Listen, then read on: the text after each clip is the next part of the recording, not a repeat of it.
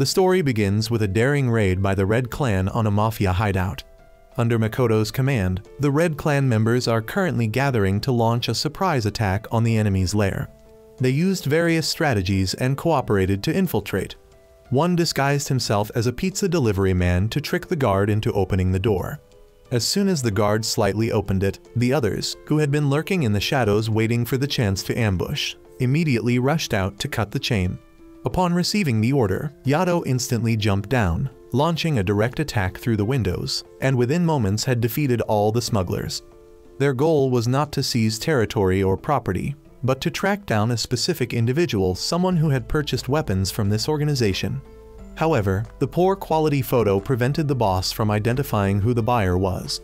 Makoto, with his formidable supernatural power, led Anna, a girl possessing the ability to see through all things in the world, including the darkest hearts, crashing through the wall to storm inside. Anna approached the mafia boss to use her ability to extract information.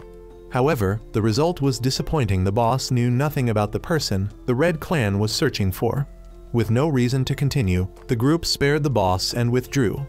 These guys never used the front door, instead smashing holes through people's walls to escape. At that moment, the special task force had already arrived, since the commotion caused by the Red Clan was too great. After all, breaking into someone's house was still a crime. They confronted another formidable rival group called the Blue Clan, also known as the Special Forces, under the command of Blue King Munakata. Tension rose high, but the Red Clan showed no fear. Makoto declared that they would fight these guys to the end without hesitation. Without delay, he leapt down from the high floor, and from within his body burst forth a terrifying pink flame. The Blues used measuring devices to gauge the power unleashed by the third king, Makoto. His strength at this moment had reached nearly 100%, creating an overwhelming pressure that made the very air feel thick and heavy. Everything the flames touched became deformed and dangerously unstable. The flames soared into the sky, forming a gigantic Damocles sword. But the Blues were not easy opponents either. Since he had drawn his sword, they were not afraid to cross blades with him. Their members simultaneously released their powers, generating a counter-force field equal to Makoto's strength. The force fields of both sides continuously clashed, neither yielding. In the sky, two colossal swords appeared, symbols of the authority of the two kings, signaling an intense confrontation.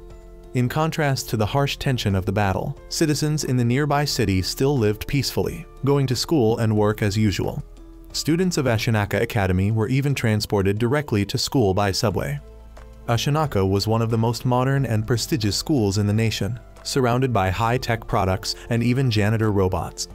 The main character of the story is a silver-haired boy named Yashiro, known as an ordinary, sociable student with many friends and quite popular among the girls. However, despite appearances, he was not particularly close to anyone, just knowing everyone enough to ask for food here and there. Yet, he had one major flaw: he refused to eat vegetables and only liked meat. Kukuri, his classmate, knowing this, cooked meals full of vegetables to bring to him. But before she could give him the vegetables, Yashiro had already run off somewhere. He also had the habit of sneaking food from the cafeteria, forcing the chef to remain on guard at all times. Kukuri often worried about his excessive eating habits. She tried to chase Yashiro to make him eat her lunchbox full of green vegetables. But in the end, Yashiro still managed to shake her off and ran upstairs, leaving Kukuri to eat both lunchboxes by herself. Her friends were certain that Kukuri must be in love, but Kukuri didn't believe it was one-sided love she felt for Yashiro. She simply didn't want this funny boy, whose movements were always mysterious and unpredictable, to disappear. Now he was enjoying lunch on the school rooftop, and here was his sleek white cat that had followed him all the way to school. Why do people go to school so happily while I go to school like I'm going to prison, bro? At that moment, Yashiro was truly savoring a peaceful moment when suddenly a strange voice echoed in his head. Startling him awake, he even thought for a moment that the cat had spoken. When he came down to class, Yashiro was surprised to find everyone in an uproar. A friend told him the next period had been cancelled to prepare for the upcoming festival. Kukuri also came to inform him that the student council had assigned a task to Yashiro, because he always forgot to bring his PDA, an important mobile device required to enter and leave the island. Kukuri had to write instructions by hand for him and reminded him to find the PDA again if he didn't want to be detained at school. Yashiro's first mission was to go buy fireworks and bring the receipt back to the student council.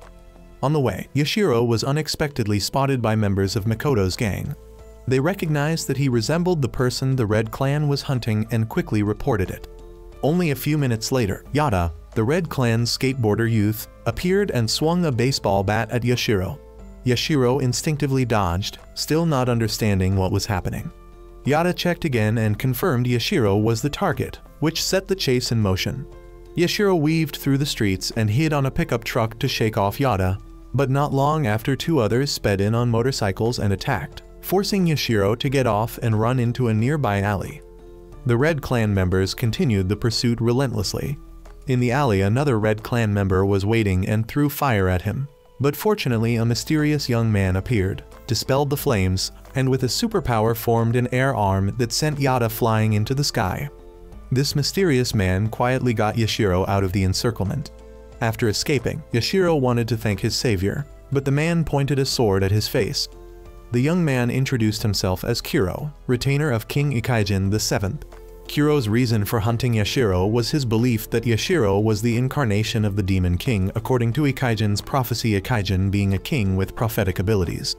At the same time, a video was broadcast across the city showing a young man proclaiming himself the Demon King, the seventh king, and that person looked exactly like Yashiro. This left Yashiro unable to deny it. Makoto, the Red King, had by now been captured and imprisoned by the Blue Clan, which explained why his group had been acting so fragmented and unplanned. Yashiro tried to explain that the man in the video was not him, but his face, identical to the one on the giant screen, looked utterly convincing, so of course Kuro did not believe him after all. He only followed King Ikijin's orders, not ordinary law. Realizing he couldn't escape, Yashiro asked Kuro to investigate more thoroughly and said that if not, he accepted death. Hearing this, Kuro let him go. To buy time and get away, Yashiro began fabricating a story about a younger sister with cancer and expressed his desire not to let his sister think her brother was a murderer. With a sorrowful expression, he asked Kuro to let him write one last letter. Although killing did not faze Kuro, hearing Yashiro's pitiful circumstances nonetheless moved him to tears, and he asked more about Yashiro's sister. Yashiro stepped forward to hand Kuro the letter, which in reality was a silly drawing, and asked Kuro to deliver it to his sister. However, the moment Kuro read the letter, he realized he had been tricked. By then it was too late. Yashiro had used a flare hidden in his pocket to blind Kuro and escaped. After Kuro trudged away, Yashiro emerged from inside a turtle plush disguise. A few scratches and even a professional assassin got fooled, but next time he might not be so lucky. After this incident, Makoto's gang issued a manhunt for Yashiro with a bounty of 10 million yen. This information was posted everywhere around the world, and many phone calls came in to report leads. Such a large sum indeed attracted many people, though some considered it a scam. Anna, the girl with the ability to read minds and another superpower that allowed her to use marbles to determine locations, helped them quickly narrow down where Yashiro might be. Kusanagi sent out a mass message to dispatch people for reconnaissance, and he did not forget to warn them about the black dog. He was certain his underlings could not handle that fight. Ever since the news of the 10 million yen bounty broke out, the public immediately buzzed with excitement. That amount was more than a whole year's salary for them, so how could they not be tempted, though some thought it was just a hoax by the Hamra. Yashiro was still hiding inside his disguise outfit while moving around everywhere, but he wanted to be sure he was not discovered. Just as Yashiro poked his head out of an alley, he saw Kuro searching for him, so he quickly retreated inside to be safe. After that, Kuro ran into Yada, the skateboarder youth with a baseball bat. Yada confronted Kuro about letting Yashiro escape, but suddenly Yashiro appeared on a rooftop waving at the two of them, provoking both to fight each other so he could capture one afterward. Hot-blooded Yada immediately felt insulted. Don't joke with him. He would take down this dark-clad guy and drag Yashiro back to the organization.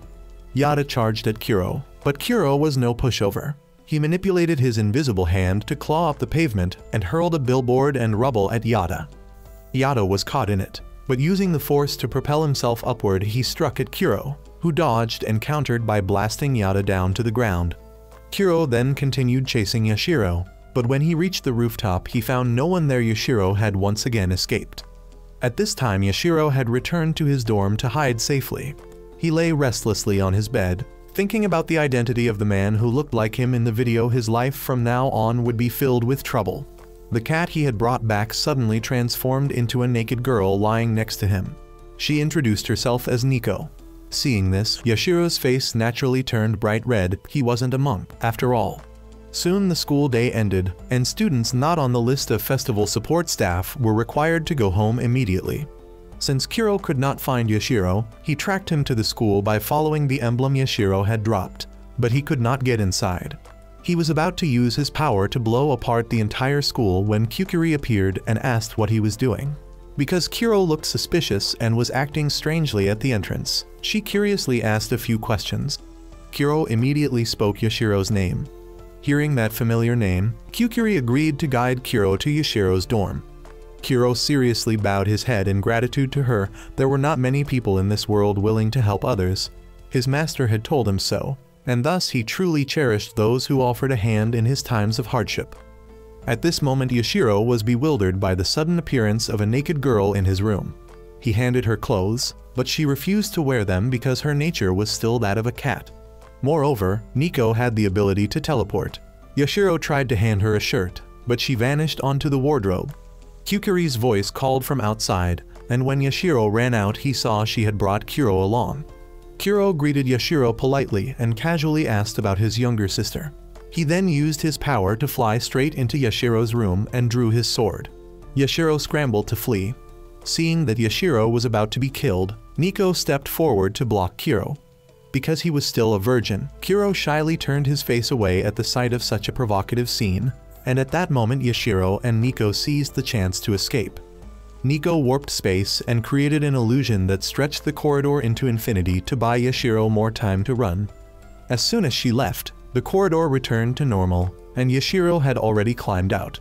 When Kuro caught up and tried to seize Yashiro with his power, Nico teleported Kuro away and conjured a giant cat illusion to stall him. Of course, Kuro was sharp and did not waste much time on the cat, but thanks to it, she temporarily saved Yashiro. While fleeing, Yashiro was still kind enough to help a girl pick up her dropped belongings on the street, but the consequence of flirting was that Kuro quickly caught up with him again. Just when it seemed like the end had come, Nico let out a meow and cast an illusion on Kuro. What he saw before him was a dead-end road. One misstep and he would fall, when in reality Kuro was still standing right in front of Yashiro. But in the end, both Yashiro and Nico were cornered. Nico conjured a wall to block Kuro, and he wondered how he could be tricked so many times. Kuro charged through the illusory wall only to slam headfirst into a real one, making Nico burst out laughing uncontrollably. Nico always knew how to use illusions to fool Kuro, turning the chase into a game that dragged on through the night. All three grew exhausted, but none of them would stop. Finally, too tired, they ended up back in Yashiro's room. Nico had used so much power that her stomach was growling non-stop, so Yashiro decided to make her something to eat. Kuro was also hungry, so he reluctantly accepted this temporary truce. Little Nico was picky about everything and refused to eat. Meanwhile, Kukuri, while the three weren't around, brought over the bag Kuro had left behind. Kuro was deeply grateful for her kindness and retrieved his forgotten bag. Inside Kuro's bag were his cooking utensils, and he ended up cooking a lavish meal in place of Yashiro. After the food was ready, the three of them sat down to eat together, deciding to deal with unresolved matters later. Meanwhile, in the detention facility, Blue King Munakata, leader of the Blue Clan, came to meet Makoto with a less than friendly attitude. Makoto was sleeping, and Munakata grabbed his head and slammed it against the wall to wake him for questioning. During their previous battle, the situation had been extremely tense. Munakata advanced and announced that Makoto had been captured, yet Makoto didn't resist at all and even willingly held out his hands to be cuffed. Munakata wanted to know why Makoto suddenly surrendered unconditionally and allowed himself to be arrested. Munakata was worried about Makoto using his power to the extreme limit. Right now the intensity of his aura had reached its peak, and if his sword of Damocles in the sky lost control and fell, it could cause a catastrophic disaster like Kagutsu, taking the lives of thousands of innocent people. Makoto explained that he let himself be captured so that Munakata could keep watch over him. If he showed signs of losing control, Munakata would be the one to stop him. Hearing such sentimental nonsense made Munakata feel sick. And besides, he couldn't spend 24 hours a day watching Mikoto since he was busy and couldn't always be sparring with him. After that, Monokata met with his subordinate Seri to discuss options. They considered using heat-resistant materials to restrain Mikoto. Seri felt this was a chance to kill Mikoto as much as possible for research purposes and suggested methods such as injecting heavy doses of tranquilizers or muscle relaxants. Monokata was very surprised by this bold plan and said he would think further. They also continued investigating the case of the man who resembled Yashiro and discovered the murder weapon was a type of gun frequently traded by the mafia. The ringleader behind this supply chain had disappeared along with a truck carrying explosives and enough weapons to open a store. The police had gotten involved seriously, so Seri wanted to cooperate with them to gather intelligence. Monokata wanted to know everything that had happened in the city over the past 2 weeks. He had to see and hear things himself to believe they were accurate. The Blue Clan also tried to suppress the videos Mikoto's men had posted online, turning them into worthless junk clips, and they checked the culprit's face against criminal records, but to no avail, only hoping the Green Clan hadn't gotten wind of this. While factions were clashing over Yashiro's case, he and his 2 companions were still sitting together eating and chatting. On the Red Clan's side, they knew the Blue Clan had gotten involved, so they spread the videos even further to hunt the culprit at all costs. Internal conflict also erupted within the Red Clan. Rikyo, one of its members, and Yada quarreled and even fought. A fight was one thing, but somehow they ended up brawling in Kusanagi's bar, enraging him when his imported British furniture was damaged. He immediately grabbed both of them and gave them a beating, demanding to know why they had insisted on fighting. Rikyo believed Mikoto had been captured far too easily, and even hinted at wanting to work for the Blue King. Yada, of course, couldn't stand someone speaking ill of his big boss. Kusanagi immediately burst out laughing. The 2 apologized to the bar owner, and he told them a story. Upon hearing this, the 2 young men instantly became meek as puppies and bowed in apology. Kusanagi explained to them that Mikoto had accepted being captured so that Monokata would have to constantly watch over him. The Blue Clan was effectively holding a ticking time bomb, but that situation also gave the Red Clan freedom to operate outside without being tightly controlled. Hearing this, the 2 cheered up and left happily. After they left, Anna immediately exposed Kusanagi's lie. Taking advantage of the quiet moment, Yashiro asked Kuro about the fire-obsessed men who had been chasing him. Kuro explained they were comrades of those who had been killed and now sought revenge. They were like retainers of a king, all gathered into an order. Red King Mikoto was the king of the Third Order, and among all the kings he was the most brutal. Yashiro finally began to understand vaguely. Perhaps he had been mistaken by this violent group for the murderer. Kuro was certain there was no mistake. That guy is definitely you. I'll let you enjoy your last meal as a condemned man and then deal with you. Meanwhile, at the port, the Red Clan members had found the weapons hidden in shipping crates following Kusanagi's directions. This was the location where the transaction boss had gone missing. He was not the only one to disappear. Just then Fushimi of the Blue Clan appeared. He had also betrayed the Red Clan, so when they met their eyes reddened. After taking care of the 2 Red Clan members, Fushimi immediately reported back to the Blue Clan to call Seri. Kuro continued to tell Yashiro about the system of kings. He explained there were 7 kings in total, each ruling a color and possessing extraordinary abilities and powers. This world was run by the power of the kings themselves, and no government could stand against them. Even the largest prime minister must obey like a tail-wagging dog. Without the power of a king, Japan could be reduced from a great power to a small vassal state oppressed by other countries. The Gold King currently had great influence in economics and technology. His company produced these phones. The Gold King symbolized the color yellow. Mikoto's order was the Red King, symbolized by red and described as brutal and bloodthirsty. They frequently provoked fights everywhere and feared no one. Yata, a member of the Red Clan, was currently provoking the mafia men. Those hounds kept pestering them, and getting lectured by a brat enraged them. The mafia men immediately drew guns and opened fire, but how could bullets hit these supernatural youths? Yata easily dodged, snatched a gun from them, heated it with his power, and seared the foreheads of the mafia men. Kuro also explained why he was hunting Yashiro. According to King Ikaijin VII, the predecessor king with prophetic abilities, Yashiro might be the successor to the 7th king. But Ikaijin feared that a successor like Yashiro, inheriting the Demon King, would be corrupted and bring great disaster. so he ordered that Yashiro be eliminated to avoid future catastrophe. After saying this seriously, Kuro demanded to kill Yashiro on the spot. However, Yashiro refused and demanded concrete evidence that he was the successor Demon King. Kuro then produced the video that Makoto's side had released, but Yashiro countered, asking that if it were true and he had such power, why would he be running from Makoto's people? This made Kuro reconsider. He also asked Yashiro who Nico was, and Yashiro said he didn't know her. Kuro realized Nico was a stream, meaning someone with innate superpowers not granted by any king. Yashiro promised Kuro he would prove his innocence. Hearing this, Kuro decided to spare him for the time being, but warned that if any seed of crime were found, he would not hesitate to act. The next morning, Kuro, like a diligent mother caring for 2 children, woke up early and prepared lunch for all 3. This was the first time Yashiro had ever seen such a beautiful, sparkling bento box. Taking advantage of the moment, Nico grabbed a piece but was smacked for it. Yashiro was suddenly troubled by a cleaning robot, so Nico stepped in to smash it so it would release him. Kuro felt somewhat irritated because Yashiro seemed to focus only on his own personal life without putting in any effort to prove his innocence. Kuro was determined not to take his eyes off Yashiro for even a single moment. During class, the teacher questioned who Kuro was, and Yashiro lied, saying he was a transfer student. Nico then suddenly appeared in the middle of class, intending to doodle on Kuro's face, but was caught instead really daring lately.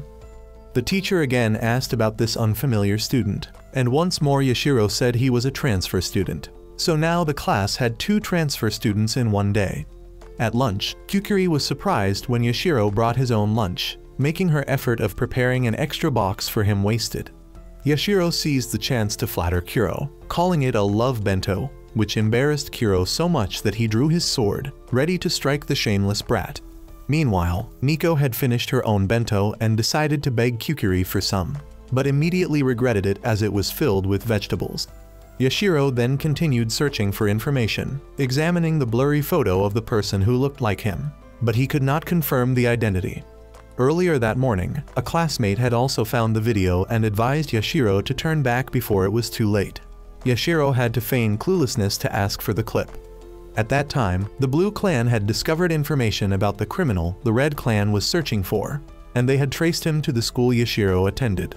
Yashiro then thought of a way to prove his innocence. He only needed evidence that when the culprit appeared in the video around midnight, he had not been at the scene. Kuro was doubtful, since no one could prove Yashiro had stayed in school the entire night.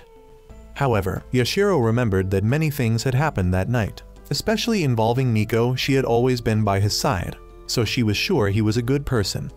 But Kuro rejected the idea of letting such a clumsy, foolish girl testify, insisting she would be considered an accomplice. Yashiro recalled he had stayed late that night to prepare for the school festival, so he was confident he could find someone who had seen him. After some fumbling around, the 3 finally managed to finish preparing costumes for the play, leaving Kukuri anxious. Meanwhile, Makoto's group had also located the school. Yada immediately rushed off alone without waiting for any plan. That fateful night indeed had many events. Kukuri had been confessed to by another male student on the tower in a grand spectacle in front of many people. She had rejected him without hesitation, leaving the boy in tears after his first heartbreak. Kukuri had tried to forget about it, but was reminded again by Yashiro, which annoyed her. But Yashiro's real purpose was simply to ask whether she had seen him hanging around there at that time. Unfortunately, Kukuri wasn't sure, as Yashiro kept appearing and disappearing. After the confession, the student council had intervened to resolve the matter. Yashiro thought perhaps the student council had seen his face, so he went to ask the president, but she couldn't remember because she didn't care about such a trivial incident. Who in the world, being so busy with heaven and earth, would pay attention to a nobody like Yashiro, she implied. However, the incident had been reported in the news because a large fire had broken out that night. Many photos had been taken by the photography club, but Yashiro searched endlessly without finding a single picture of himself, not even by accident. This made Kuro increasingly irritated with Yashiro, warning that if he could not find proof soon, he would definitely take action. Later, Kukuri asked Kuro to help her carry some things to the faculty office. Hearing that, Yashiro remembered another chance. He asked the teacher to see the list of students who had gone out that day, and his name was not on it. This proved he had never left the school that night and therefore could not have been the culprit. The relief he felt was overwhelming. Anyone wanting to enter the island had to pass through the automatic gate system, so if Yashiro's name wasn't on the list, it meant he was still on the island. After that, Nico demanded food since it was mealtime, and Yashiro went to buy from the vending machine. But Kukuri had to buy it instead because Yashiro had once again forgotten his school-issued payment phone. Kuro asked Kukuri whether it was possible to leave the island without the phone, and Kukuri revealed that Yashiro didn't need the main gate at all, he had his own escape route. Kuro was about to draw his sword to strike, but Yashiro begged for another chance. Kuro thought he was trying to turn himself into a joke, but Nico stepped in to shield Yashiro. Seeing them protect each other softened Kuro, reminding him of his own former master, who had also protected him that way. He couldn't bring himself to attack. Yashiro was indeed telling the truth that many things had happened that night. Suddenly, Kukuri recalled meeting Yashiro in the gymnasium at exactly 12:30 am that night. Together they had discovered the giant hole in the ceiling, and she had even secretly taken a picture of him and set it as her wallpaper. From this, Kuro concluded Yashiro was innocent. There was no way he could travel from the crime scene back to school in under an hour. Yashiro and Nico rejoiced, dancing together, while the three returned to focus on schoolwork. The entire class was amazed at how much faster progress became under Kuro's direction. However, when Yashiro went home to relax, he discovered a blood-stained shirt in his closet. Memories of that night suddenly flooded back, making him wonder if he might actually be the culprit without even knowing it. Nico returned unexpectedly, and though Yashiro tried to stay calm, he was terrified inside. Nico also sensed his unease but deliberately said nothing. Meanwhile, two Red Clan members, Yada and Rikio, came to the school but were blocked at the gate since they needed a PDA to enter. The next day, the school festival was underway, and Kuro took charge as leader, organizing everyone for the event. Seeing Kukuri's sleeve torn, Kuro kindly offered to sew it back, while Yashiro sat in a daze, unable to believe that even after proving his innocence, he might still be the true culprit. Why, then, was there a bloody shirt in his closet? Still, Yashiro set the thought aside, trying to act normal around his friends. The Blue Clan had also arranged to visit the school to confirm Yashiro's identity. Sari demanded that Fushimi go along to verify, and though reluctant, he obeyed orders. Yada and Rikio had mugged two students for their phones and used them to sneak in. Once inside, they went around asking about Yashiro, but no one knew him. No one could have guessed that Yashiro and the other two had already slipped out through the secret passage to buy more fireworks to replace those lost during the night they were chased. At that moment, the Blue Clan delegation also arrived and negotiated with the principal, promising not to cause trouble as long as the school provided information on Yashiro. If not, Sari would escalate the matter legally. The principal was hesitant since the Blues were searching for a student without even knowing his name, only his vague appearance making it extremely difficult. Suddenly, Fushimi went outside. Meanwhile, the two Red Clan members were still prowling around looking for Yashiro without success. At one point, Fushimi and the two nearly crossed paths, separated only by a fountain. Fushimi then went to the student council, drugged one member, and used their authority to compare student records with the culprit from the video. While waiting for the results, Fushimi noticed Yada and Rikio intimidating two girls. Yada refused to let Rikio raise his voice at girls, threatening to beat him if he did after all. Yada had only been questioning boys the entire time. Rikio grew suspicious of Yada's strange behavior. Just then, Fushimi appeared and mocked Yada's old soft spot for girls, a weakness he had never shaken. Yada was infuriated by the traitor, declaring he wasn't even worthy of saying his name. Fushimi shrugged it off, saying he was simply different from them, so leaving had been natural. He was only curious how the two had managed to sneak in when security here was so strict. Fushimi still kept provoking Yada, calling him by the hated name Misaki, which only fueled his rage. Rikio tried to restrain Yada, reminding him that any mistake now would render all of Mikoto's efforts meaningless. Yada was calming down a bit, but Fushimi continued to insult Mikoto, pushing Yada over the edge. Unable to endure it any longer, Yada charged into battle, flames igniting around him as he spun like a tornado and struck. Fushimi blocked with precise sword techniques, and the two clashed furiously, exchanging blow after blow without either gaining the upper hand. Yada mocked that Fushimi had grown weaker, but in truth Fushimi had only grown stronger. wielding both the power of red and blue fire against steel. The fight escalated until Fushimi threw 3 daggers, knocking Yada off balance and cutting him off from his flames. Rikyo tried to intervene, but 2 more blades flew, forcing him back. Yada gathered all his strength, the fire around his body blazing fiercely, when suddenly Seri, vice commander of the Blues and Munakata's right hand, arrived to stop the battle. She reminded them that their purpose here was not to fight. Recognizing Yada as the Blood King's vanguard commander, nicknamed the Death Skater, Seri introduced herself in turn as the infamous Heartless Witch. Seri requested they withdraw peacefully, but Yada was too enraged to listen until she revealed that Makoto was alive and well, his biggest daily concern merely whether the food was good or bad. Yada relented, suppressing his fury and leaving the scene. Fushimi, however, was reprimanded for provoking conflict and infiltrating school records. Even so, Seri demanded to know what information he had uncovered.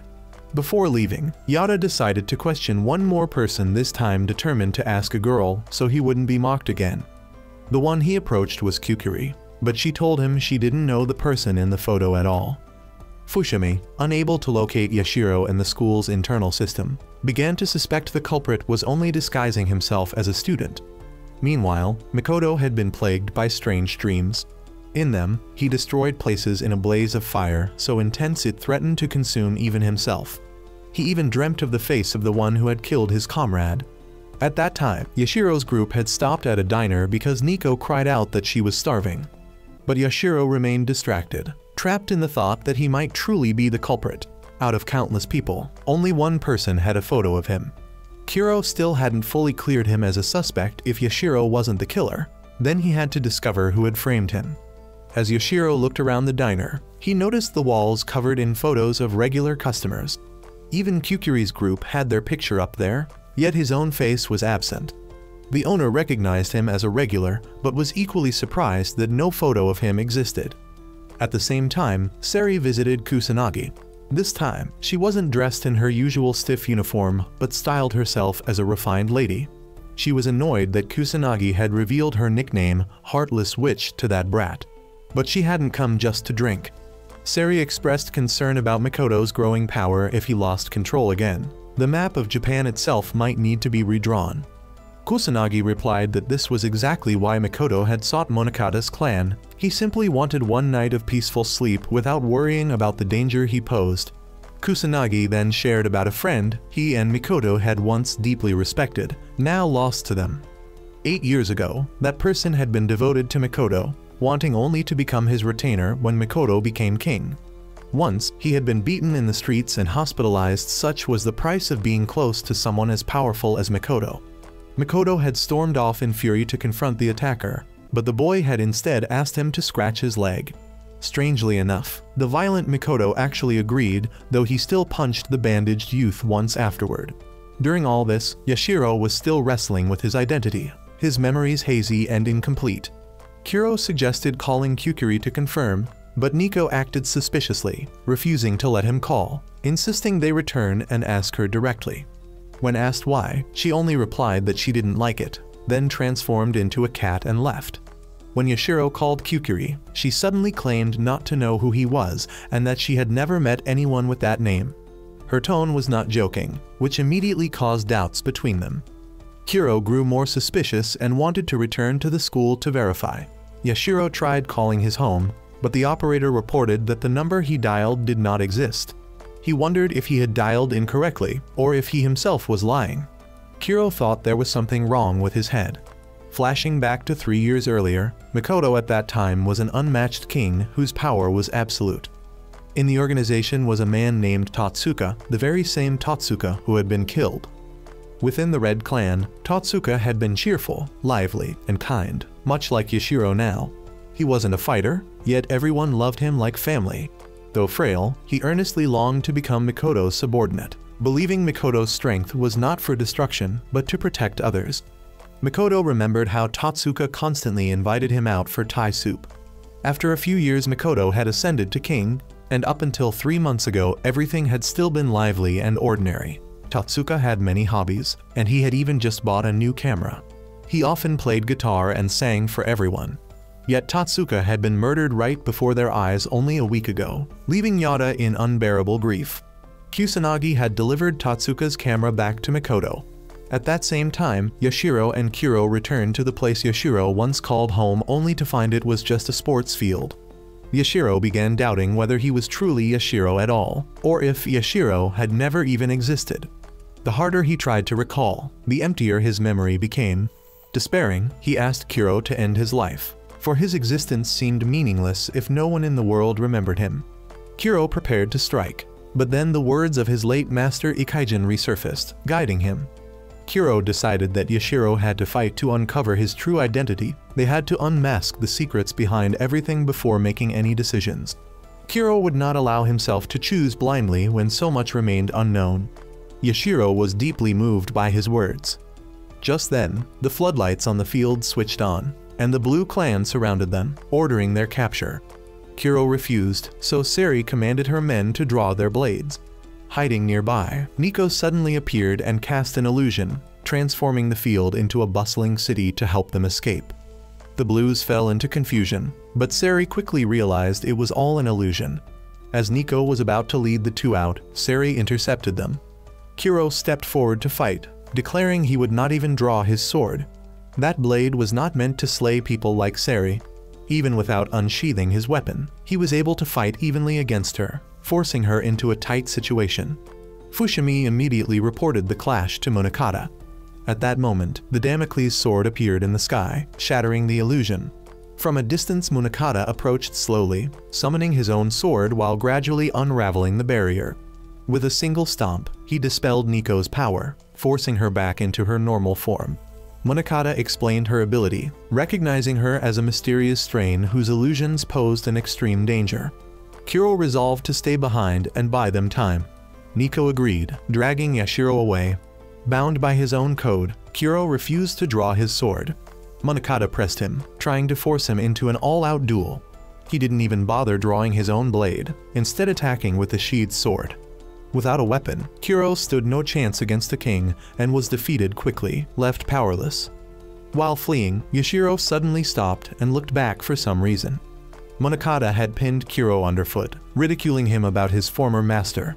He scorned Kuro's late master as a failure unworthy of being a king, claiming his existence had only destabilized the balance of power among the kings, a perpetual blemish in Munakata's eyes.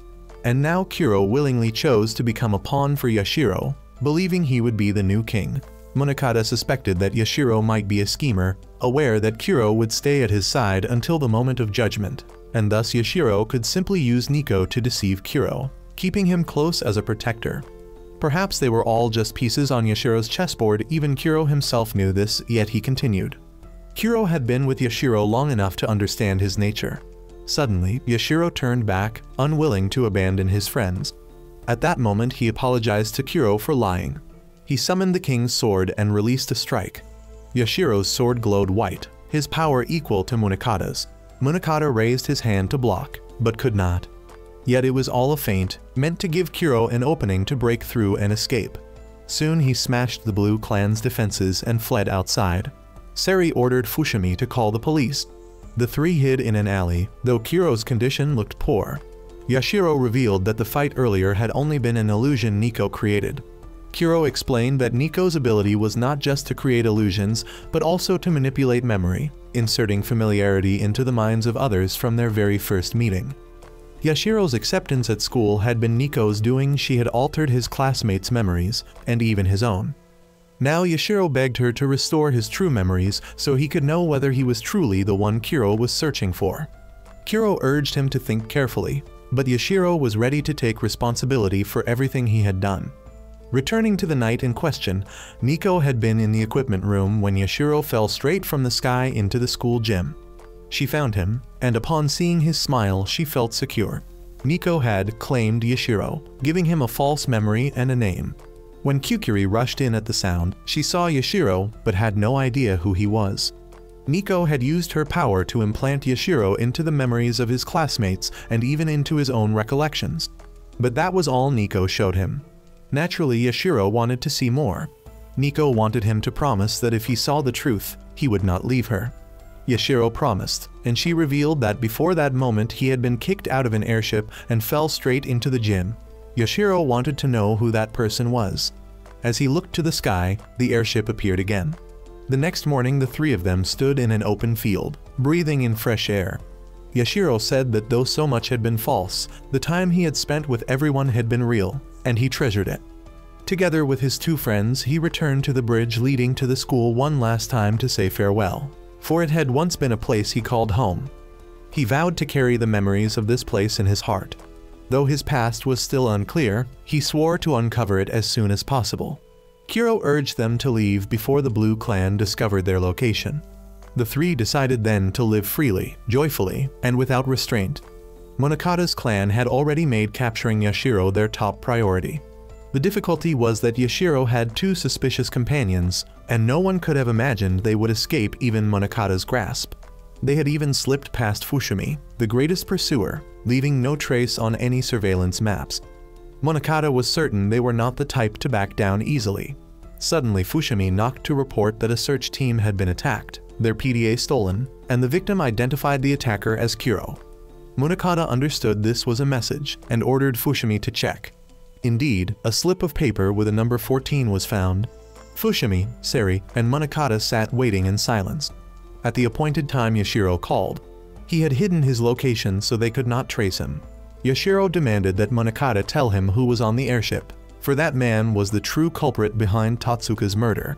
Yashiro wanted to negotiate with Monokata that if he captured the person on the airship, then Yashiro would show himself. Monokata didn't want to agree because no one could be certain that the other two wouldn't come to rescue Yashiro. Monokata deliberately stalled, speaking in circles to give Fushimi's team more time to track them down. Just when Yashiro thought the negotiation had failed, a moment later Monokata changed his mind, since Fushimi had already traced Yashiro's location, and Monokata kept buying time for his men to move in. Monokata suddenly agreed to capture the Silver King, Adolf, who was also the first king, in exchange for Yashiro's group of three showing themselves whenever they wished, as long as all three appeared together. However, contrary to Monokata's words, Fushimi had already brought men close to the truck where Yashiro's group was hiding. His subordinates were hesitant, afraid they couldn't win against Yashiro's people. Furious, Fushimi snapped, questioning why he even had to drag this useless bunch with him, then revealed to them that Yashiro didn't even have any real power, so they had nothing to fear. They stormed the truck, but upon opening it, Yashiro's group was nowhere to be found. Only a phone and a portable charger remained. Yashiro had left these behind to mislead Scepter 4 and buy time for them to escape. At that time, the three of them had already slipped down to a ferry on the river, and it was Kuro who had detected the danger and saved them. Thankfully, he had a strong sense of Monokata's cunning nature and had stayed on guard. The three decided to move on to their next destination. Having failed to capture Yashiro, Monokata decided to honor the deal and turned his focus to apprehending the Silver King. A state of emergency was declared, mobilizing an unusually large force, something rarely seen. They had already sent 3 messages to the Silver King but received no response. Monokata only required that procedure was observed. Seri suggested they should first ask the Gold King for permission, but Monokata knew he would never approve, so he insisted on capturing first and reporting later, willing to take full responsibility himself. When asked why he would go so far, Monokata made it clear it wasn't because of his deal with Yashiro, but because he had already suspected the Silver King was involved in several recent incidents and displaying suspicious behavior. The airship's route had long been fixed, yet lately it had changed erratically, a clear sign of something unusual. At first Monokata thought it was simply rerouting, but since he had contacts in the Aerial Control Bureau, he asked them to check. Airships only ever change course if there's an incident aboard. So what was causing this one to change course so frequently? Moreover, the previous night it had been seen hovering near the stadium where they had fought, and one of its routes also passed the site of Tatsuka's murder. Monokata then ordered his entire squad to proceed with the arrest of the Silver King, on the charge of involvement in the death of Tatsuka, member of Mikoto's clan. Meanwhile, Nico was spying on the movements of Scepter 4. Soon, helicopters lifted off in full deployment. One unit would approach the airship and their captain would issue a warning. If there was no reply within minutes or the capture failed, they would open fire without restraint. The Silver King, seeing visitors arriving, was already prepared to welcome them. He immediately grabbed the girl in his arms and danced a few steps with her as a mocking greeting, then tossed her aside, leaving her sprawled on the floor. Yashiro and Kuro, by then, had already hijacked one of Scepter 4's helicopters. Kuro asked Yashiro about the identity of this first king. Even Kuro had never met him, only heard of him from Ikajin. Among the 7 kings, he was a special one like the Gold King. This man was called the Silver King and was shrouded in mystery. Because of him, even the Gold King, ruler of finance, was ranked only 2nd. The Silver King reigned over the skies and was considered the leader of kings, while the Gold King ruled the land. At that moment, Nico mischievously flashed the searchlight everywhere, earning scolding from Fushimi. Kuro feared that once they closed in on the airship, it would be difficult to separate from the others. Nico, being too impatient, shoved the controls forward, sending their helicopter charging straight toward the Silver King's vessel. Just before collision, the Silver King detonated his entire airship, and Yashiro's helicopter smashed into it, creating a massive explosion. No one knew that the Silver King had already escaped safely to another location. A decade ago, the Silver King was still serving in the military, conducting experiments to uncover the nature of the powers possessed by the current kings. In one such experiment, they created a miniature maze and placed a lab rat inside it. As the Silver King infused it with power, the rat summoned a sword and darted through the maze. It used that power to easily escape, and astonishingly, it became a leader that the other rats followed out. The influence of the empowered rat spread to the others, just as it could to humans. The reason was that this power functioned like a magnetic field surrounding their bodies, and the result was the formation of a squad of super soldiers. Even the Gold King was stunned by the experiment. However, the power was too great, and the maze exploded. The Silver King had a sister whom he dearly loved, and both of them were sponsored by the military for these experiments. The Silver King never liked the Gold King much, since the latter only ever thought about war, but his sister forced him to shut his mouth, because when it came to finances, such things were inevitable. The Gold King also seemed to harbor feelings for his sister. But later, the Silver King lost her in a war caused by the very power he once cherished. He came to see it as a terrible mistake. When the war ended, he abandoned everything, took to his airship, and has been running ever since, severing even his former ties with the Gold King. In the present, after the airship's fall, many people still believed it to be the vessel of some cult or sacred force, but the truth was that it was nothing remarkable. Before long, the rabbits of Scepter 4 sealed off the crash site, yet no bodies were found in the cockpit of the downed helicopter. Instead, the 2 who should have been inside were discovered unconscious nearby. At the school where Yashiro had once stayed, even though their memories had been altered, some classmates still felt something missing, as if there had been someone who always helped with important things, but they could not recall who. Kukuri no longer had feelings for Yashiro, but for Miss Hina, the boy who had confessed to her atop the tower. Preparations for the festival were still unfinished, and the students discussed using an empty dorm room for storage. Kukuri, staring at the vending machine on the ground floor, felt a vague sense of familiarity. When Yashiro's former close friends visited his room, they all felt that someone deeply familiar had once lived there, but no one could name him. They spoke of that boy, yet could not remember who he was. Around this time, Munakata sought out the Gold King, ruler of finance, to speak. The Gold King was standing before the coffin where the Silver King lay in slumber. Their greeting was brief, almost cordial. The Gold King then pulled Munakata into a cosmic plane, summoning his sword and conjuring planets to attack him. He demanded to know Munakata's purpose. Munakata explained he came only to talk, so their clash paused. He wanted to take the body presumed to be the Silver King for examination, as it was the Gold King who had found it at the crash site. The Silver King had lived immortally for half a lifetime without ever dying, so his sudden death was suspicious. Seeing the Gold King's oppressive aura radiating in all directions, Munakata understood and withdrew. For now, he could not oppose him, for the country still needed the Gold King. Meanwhile, Mikoto was in his cell when a phone suddenly appeared and began ringing non-stop. On the line was someone claiming to have killed Tatsuka, a masked fox. This figure was in Yashiro's old dorm room. He taunted and lunged at Mikoto, even attempting to harass Anna.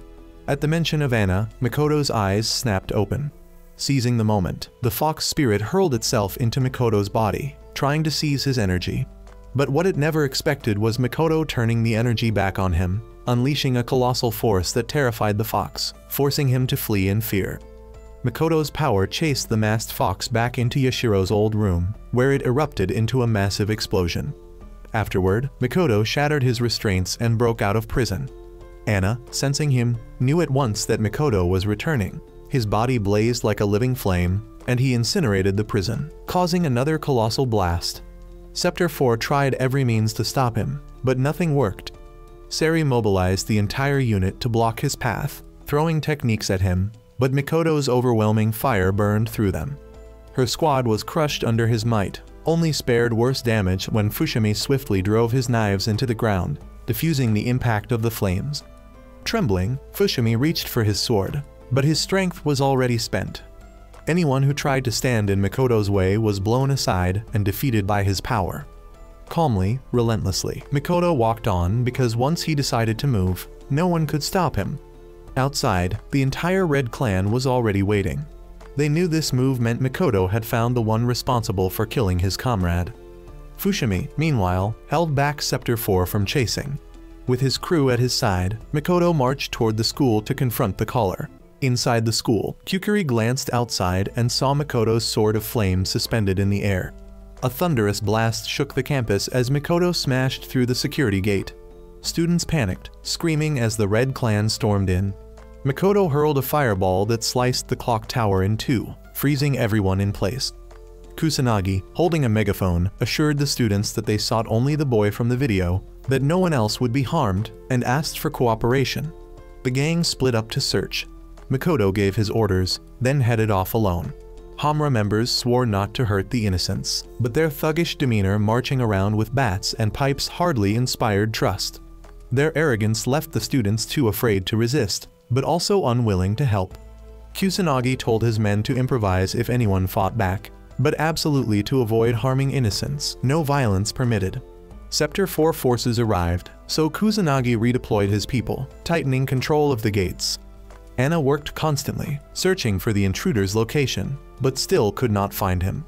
Fushimi's squad was stopped outside. Then, mysteriously, the sound of a cat's meow Nico's voice echoed. Meanwhile, Sari bowed her head, apologizing to Munakata for letting Makoto escape. But Munakata did not blame her. After all, Makoto was the third king.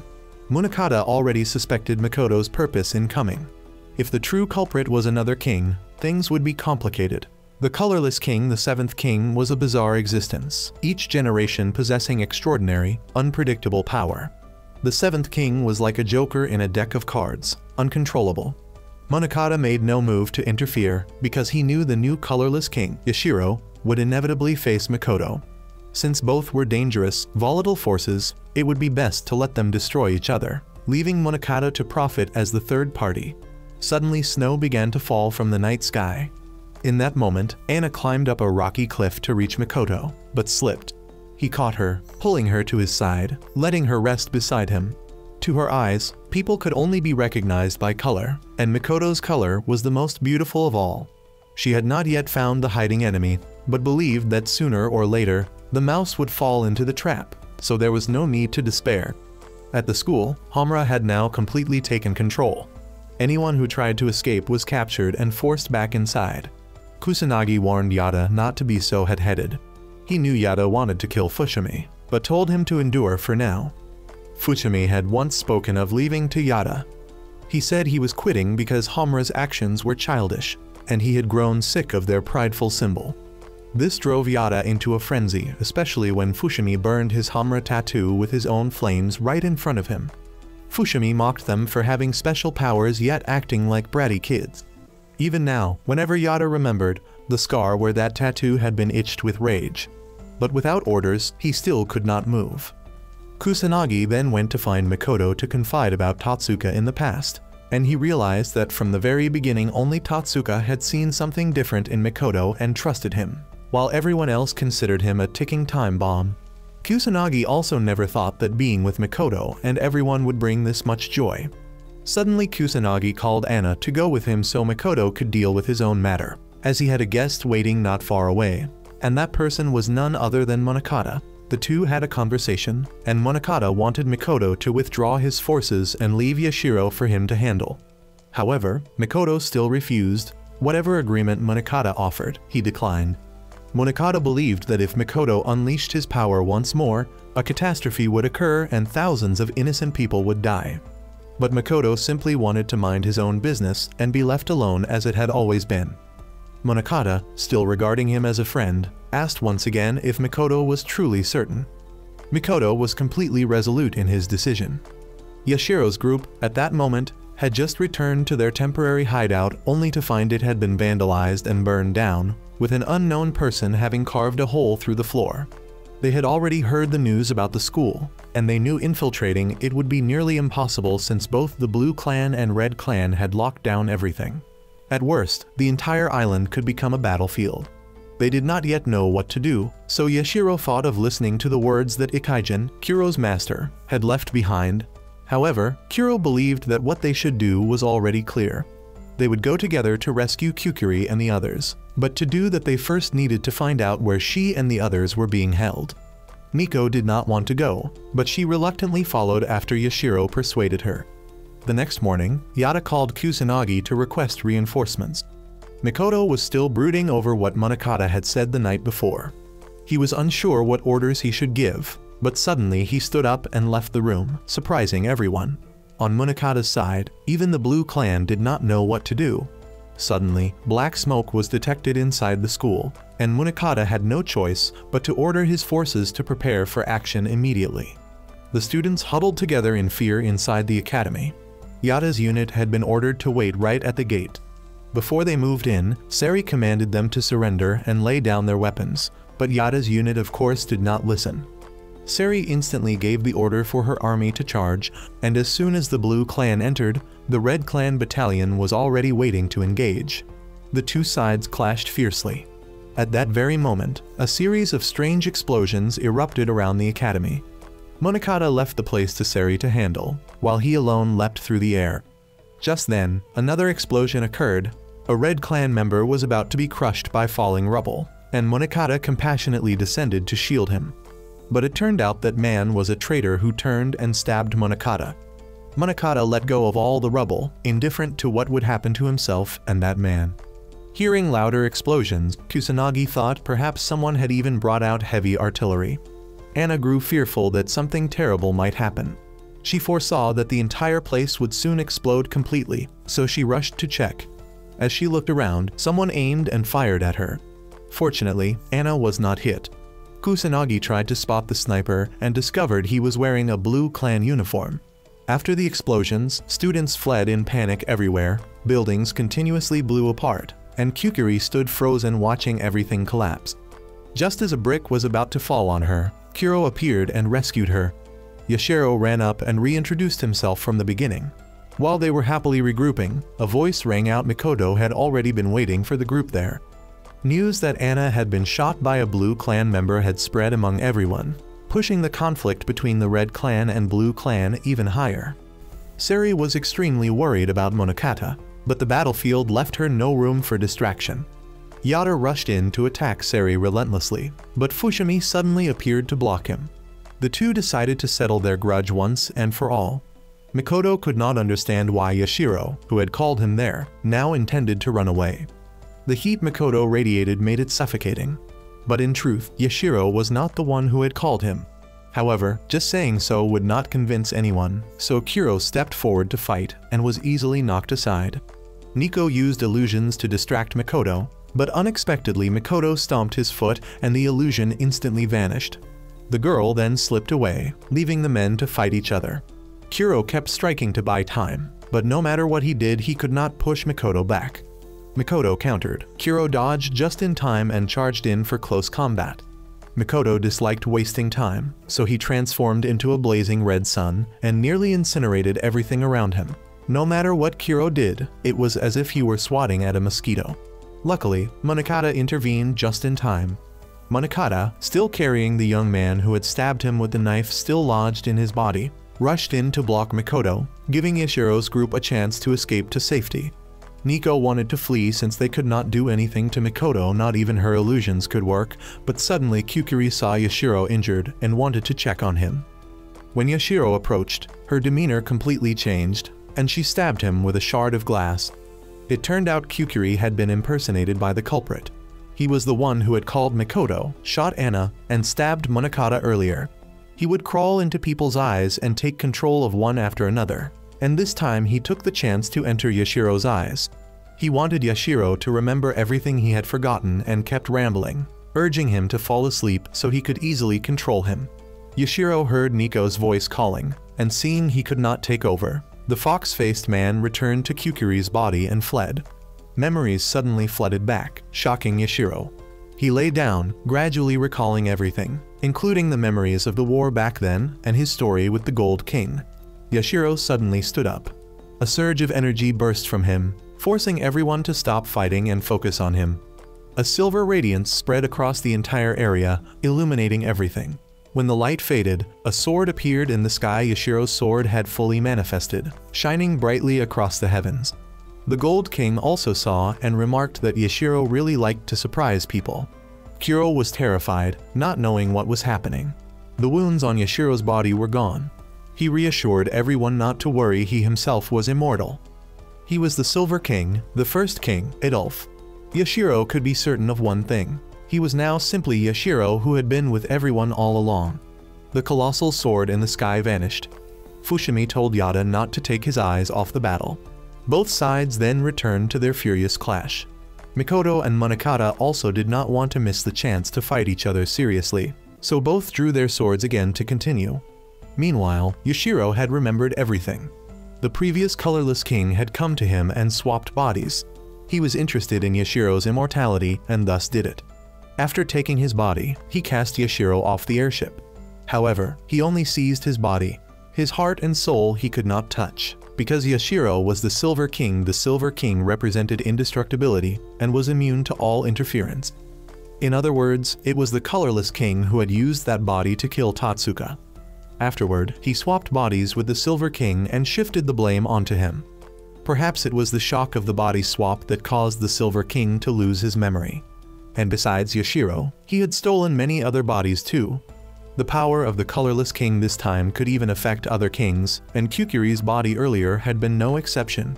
Yashiro's group set out together to rescue Kukuri. At that time, while the two sides were still fighting, Mikoto's and Munakata's swords appeared in the sky, their power overwhelmingly terrifying, especially Mikoto's crimson sword, which looked utterly abnormal. That forced Seri to abandon her position to go investigate. At that exact moment, Yashiro and Nico arrived overhead. Seri immediately grew wary and drew her sword to strike, but it had no effect. Yashiro gave Seri the ability to fly because he wanted her to join them. Yada and Fushimi were still fighting ferociously, but Kuro stepped into the middle of the battlefield to stop both sides under the command of the Silver King.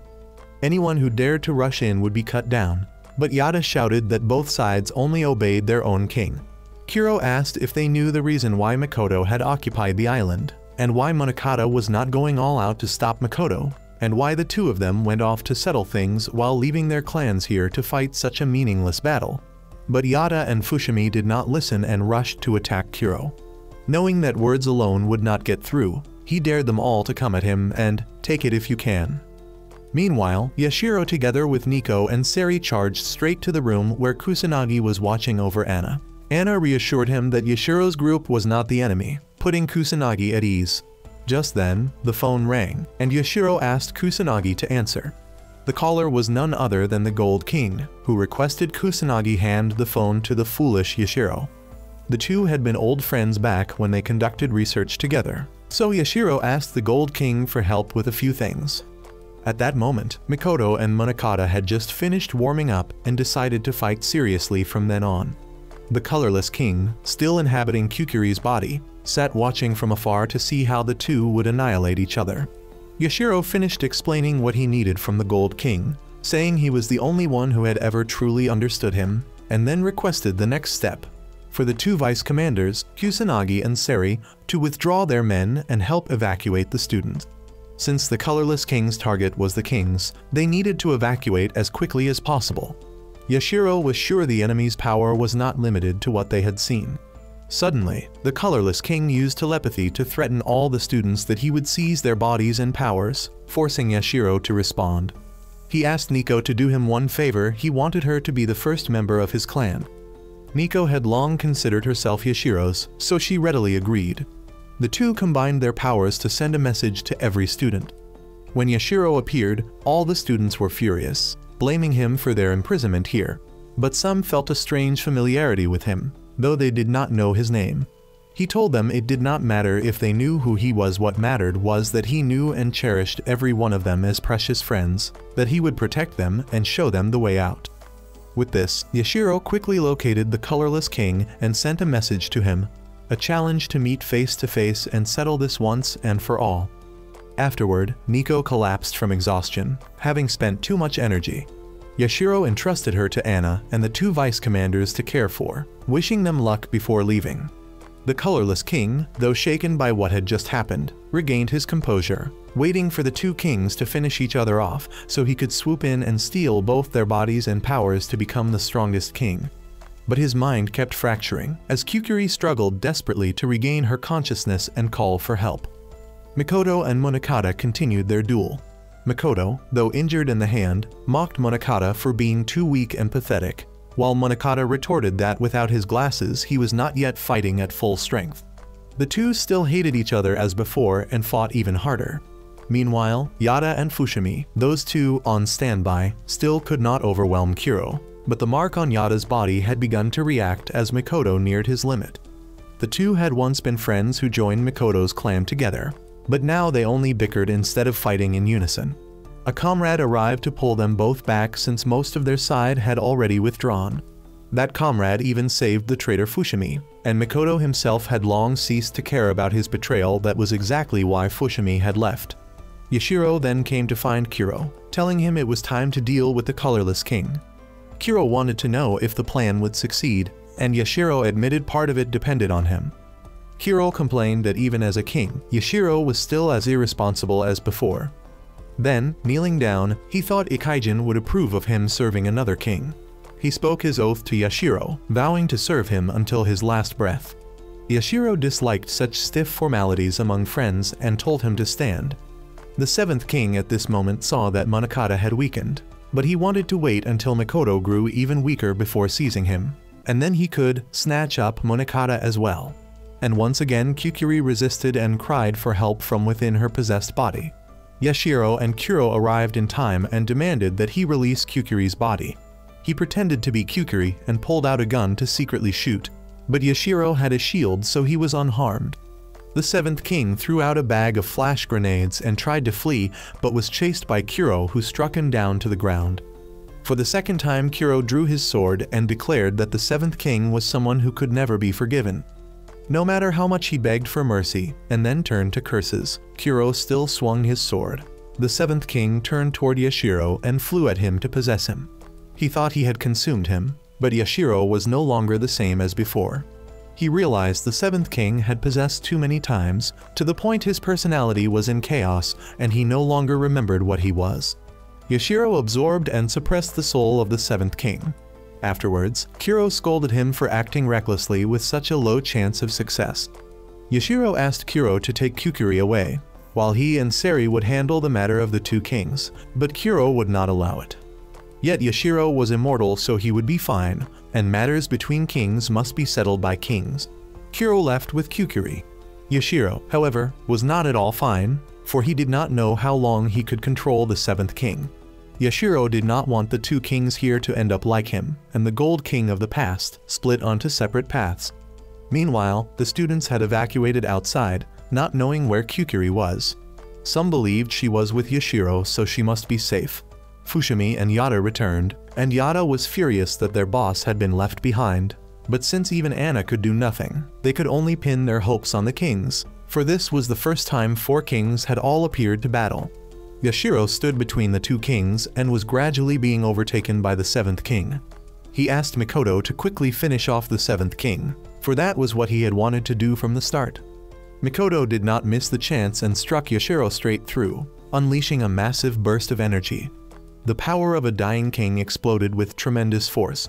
Kuro had already gotten Kukuri away. She still remembered Kuro, but she did not remember Yashiro at all. Kuro felt it was best for her that way. Yashiro had disappeared. Mikoto's sword had completely deteriorated, reaching its limit and rotting away. He apologized for troubling Monokata so much. He had decided to give up and let his sword fall. Fearing it would cause the Kagatsu catastrophe, Monokata rushed forward and ended Mikoto's life before the massive sword struck the ground. Mikoto said his final words to Monokata and also wished to apologize to Anna, as he could no longer show her his beautiful colors. After the battle, only Monokata returned. The Blue King's clan was glad that Monokata had survived. Nico and Kuro only found Yashiro's umbrella at the scene. Nico hugged Yashiro's umbrella and cried. Kuro was also very sorrowful, but both still believed Yashiro lived because he was the immortal Silver King. They were very glad to have served Yashiro as his retainers. The marks on the bodies of Mikoto's clan members then one by one floated away, forming a beautiful red color for Anna to behold one last time. Fushimi knew that Mikoto had been a truly incredible king.